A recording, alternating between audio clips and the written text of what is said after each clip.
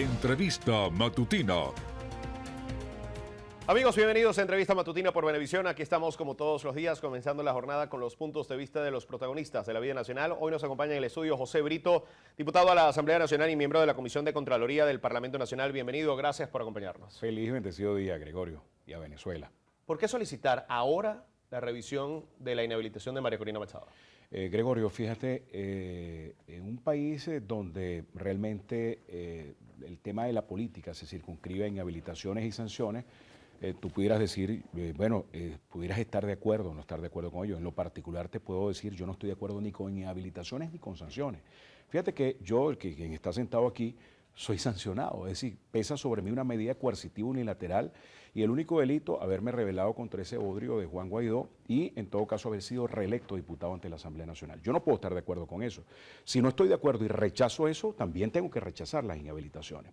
Pero hay un hecho cierto que ahí pesan sobre, lamentable y desafortunadamente, sobre muchas personas, inhabilitaciones que en el pasado no les han permitido presentarse ante el Consejo Nacional Electoral y poder tener el derecho a elegir y ser elegido. Y en ese caso, por ejemplo, el más reciente, Superlano en Barinas, ¿no? Cuando fue el proceso de repetición, no pudo postularse porque vino una inhabilitación. Si sabe que está inhabilitado, ¿qué hace participando en una consulta?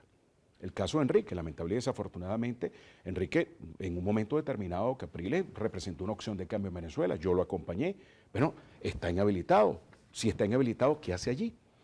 En el caso de la señora María Corina Machado había una duda razonable, puesto que había en el ambiente que había una inhabilitación por un año, pero también había la sospecha que se mantenía inhabilitada como tal. Lo más sensato, Gregorio, es aclarar estas dudas y evitar una nueva frustración en Venezuela. Y eso fue lo que hice, concurrir a la Contraloría General de la República, solicitar información acerca del estatus. Lamentablemente, los laboratorios de guerra sucia, de que tratan de trastocar y descontextualizar el hecho. Por eso dice en palabras mayúsculas, solicité información del estatus. ¿Qué decían por ahí? Brito está solicitando la inhabilitación. Por Dios, Dios mío, ¿cómo que una persona que aspire a ser liderizar una alternativa de cambio puede solicitar la inhabilitación de tal o cual? Ni estoy facultado para eso, ni es el espíritu, razón y propósito. Eso es una burda manipulación. ¿Manipulación de quién? De quienes lamentablemente persiguen unos fines inconfesables. Porque si está inhabilitada, como al final, eso lo dice el día lunes, como el día jueves, estando en la Asamblea Nacional, me comunican que está en correspondencia una comunicación emitida de la Contraloría General de la República, indica que había ciertamente una inhabilitación que feneció en el año 2016, pero que en ese curso, en ese lapso, continuaron la investigación y que pesaba una inhabilitación por 15 años. Es decir, si es desde el año 2015, ya tiene 8 años inhabilitada, le restarían 7 años. Repito, Gregorio, tú puedes estar de acuerdo o no con eso. En lo particular te digo, no estoy de acuerdo ni con inhabilitaciones ni con sanciones. En todo caso, ahora, la realidad es la realidad y eso lo que puede perseguir es que nos metan en un callejón sin salida y allí sí no lo voy a acompañar. ¿Usted apoya el proceso de primarias de la plataforma unitaria? No, yo no apoyo yo no apoyo nada que sea excluyente. ¿Y no se considera que está entonces interfiriendo en un proceso del cual usted no toma parte haciendo esta solicitud de revisión? Fíjate lo siguiente. Si una persona producto de esa consulta resulta electa y va al Consejo Nacional Electoral y le dicen usted está inhabilitado y no puede participar, ¿qué va a ocurrir, Gregorio? ¿Qué va a ocurrir? Irnos a la calle con un nuevo atajo político, un nuevo atajo que traiga más confrontación fratricida, más separación de la familia. El país no está para eso, el país está en lugar de confrontación, está para la solución. Y lamentable y desafortunadamente debo decirte, Gregorio, hay gente que practica mucho el tema de la hipocresía. Mi padre decía a los hipócritas, no les huyas por miedo, húyeles por asco. Hipócritas porque muchos de ellos quizás chocaban copas el día viernes cuando se supo que tenía 8 años de inhabilitada la señora.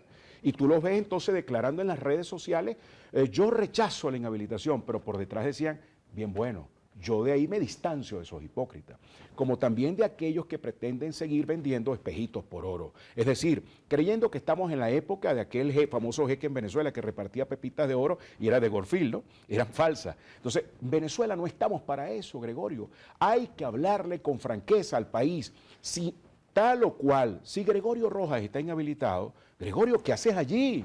¿Qué haces allí? Y si resultas electo, peor, porque vas a llevar al país a una nueva confrontación, a un choque de trenes. De eso se trata, y ese fue el espíritu, razón y propósito de mi comparecencia ante la Contraloría. ¿Y qué hubiese pasado? Si la Contraloría dice está habilitada, tiene el legítimo derecho de participar tal o cual persona, porque si hay un principio que cualquier persona debe tener, es el derecho a elegir, pero también a ser elegido. Ante ese espíritu, razón y propósito que usted menciona de poder solicitar esta información a la Contraloría, y viendo todo lo que se ha generado en torno a su figura en las redes y distintos medios posteriormente, ¿se considera un chivo expiatorio de la situación? ¿Se considera que están atribuyendo la culpa? Yo soy, sí, pretenden los grupos de lado y lado, los extremos, las cúpulas nefastas de este país, desde las que están en la estructura de gobierno, las que están de un sector minoritario de oposición, pretenden buscar atacar al mensajero y no responder al mensaje como tal.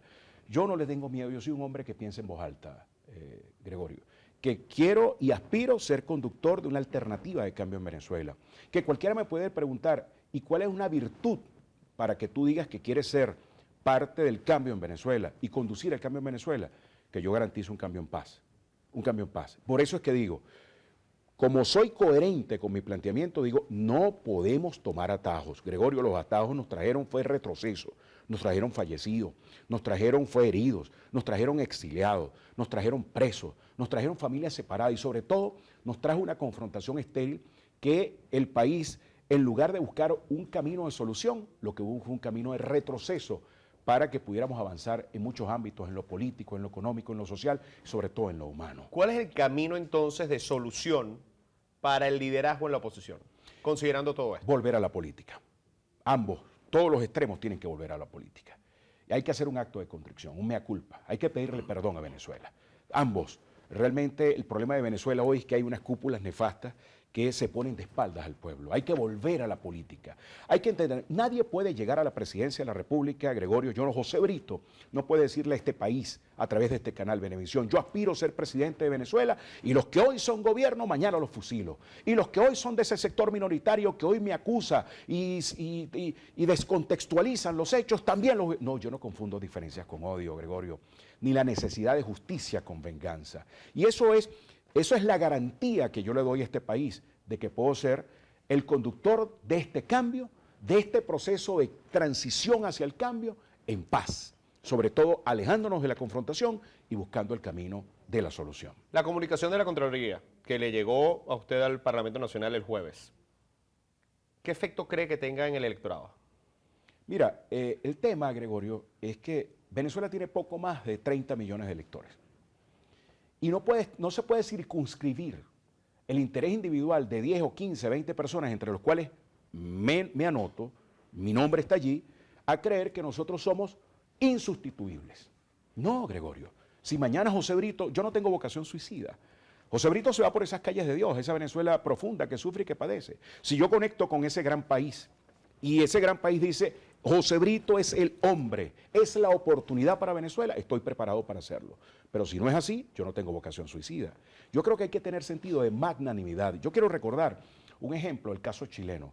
Todo el mundo en la concertación, cuando la época de Pinochet, decía que Ricardo Lagos debería ser el candidato. Y Ricardo Lagos un día le tocó la puerta a Patricio Aylwin y le dijo, don Patricio, vengo a proponerle algo. Todo el mundo en la concertación dice que soy yo, pero yo no unifico en este momento el país porque yo fui ministro de Allende.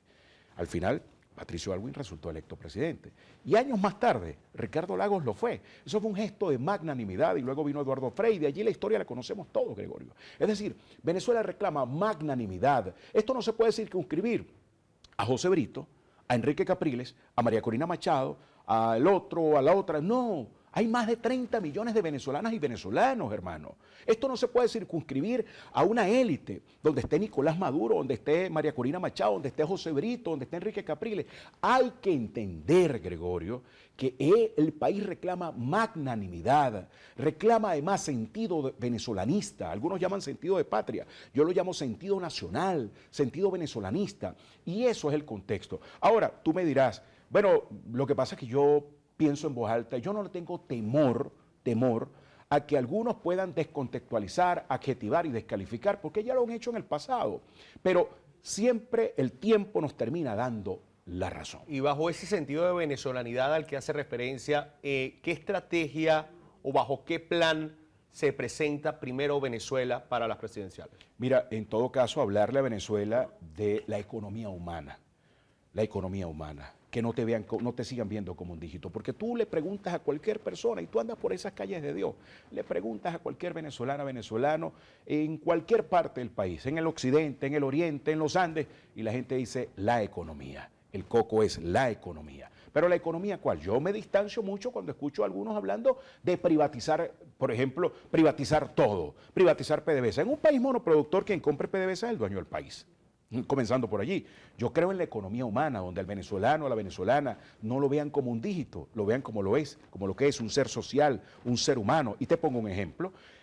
Antes de la llegada del expresidente fallecido Chávez, habían poco más de 300.000 pensionados. Bueno, él los llevó a 1,5 millones. Si tú lo ves desde el punto de vista de un dígito, es un logro. ¿No es así? Es un logro.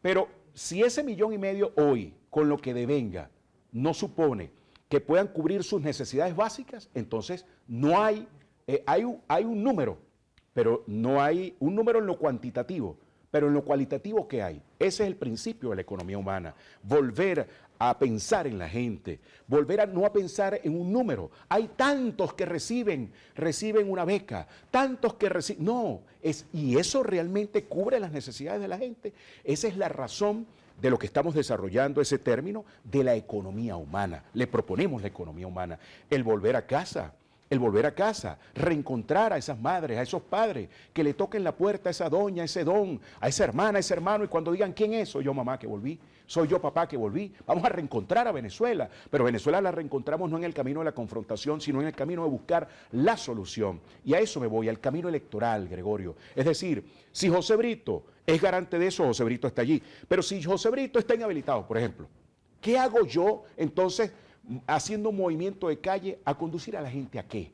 No, yo quiero conducirlo a un camino certero, a un camino de la paz, a un camino del cambio, a una gran alternativa de cambio en Venezuela. Muchísimas gracias por acompañarnos. Gracias a ti, hermano. Muchas gracias. Estuvo con nosotros José Brito, diputado a la Asamblea Nacional y miembro de la Comisión de Contraloría del Parlamento Nacional en Entrevista Matutina por Venevisión. Amigos, gracias por acompañarnos. Continúen con más de nuestras mañanas informativas. Ya viene Noticiero Venevisión en vivo. Fuerte abrazo para todos.